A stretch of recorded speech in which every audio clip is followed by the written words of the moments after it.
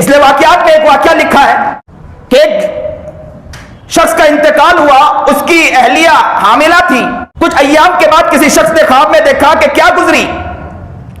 تو کہا کہ کیا بتلاؤں کہ میں تو جہنم میں تھا، میری اہلیہ جس وقت میرا انتقال ہوا حاملہ تھی، اور بچہ جب پیدا ہوا اور ہونے کے بعد میرا بیٹا جیسے ہی مدرسہ گیا،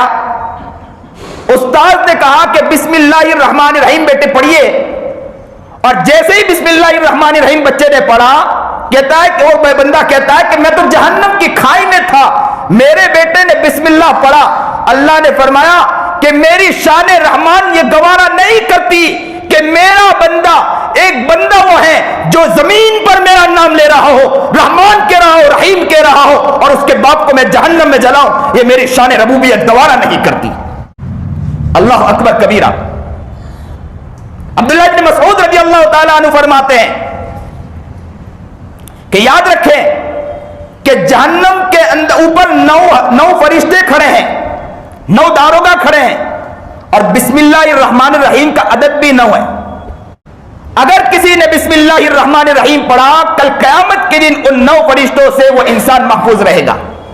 تو ہمارے ہر کام کی شروعات سے پہلے بسم اللہ الرحمن الرحیم ہونا چاہیے۔ چپل پہنے بسم اللہ پڑھیں، گھر میں جائیں بسم اللہ پڑھیں، بچوں کو بھی اس بات کو سکھائیں کہ بسم اللہ کا ادب و احترام ہونا چاہیے، اور بسم اللہ کو اپنے دل میں بٹھائیں کہ ہر کام کے شروع کرنے سے پہلے کہ بسم اللہ پڑھیں۔ ایک مرتبہ ایک واقعہ ملتا ہے کہ جناب سرکار دو عالم صلی اللہ علیہ وسلم کے پاس کھانے کا ایک پیالہ آیا، کہتے ہیں کہ ایک صحابی کہ میں قریب بیٹھا ہوا تھا اور کھانے کا پیالہ آیا کہ دیکھا کہ ایک دیہاتی آیا، لگتا کہ کوئی اسے دھکے مار رہا ہے، اور وہ دوڑتے ہوئے آیا اور وہ بایاں ہاتھ کو اندر ڈالنے جا رہا تھا، اور ایک لڑکی بھی آئی اور وہ اپنے ہاتھ کو اندر شامل کرنے جا رہی تھی۔ نبی کریم جناب سرکار دو عالم صلی اللہ علیہ وسلم نے اس دیہاتی کے ہاتھ کو بھی پکڑ لیا، اس لڑکی کے ہاتھ کو بھی پکڑا اور کہا کہ یاد رکھنا کہ تیرے ہاتھ ڈالنے کی وجہ سے تو نے بسم اللہ کا نام نہیں لیا، اللہ کے نام لینے کی وجہ سے شیطان تیرے ہاتھ کے ساتھ شامل ہے، میں نے تیرے ہاتھ کو پکڑا ہے، تیرے ہاتھ کے ساتھ شیطان کا بھی ہاتھ ہے،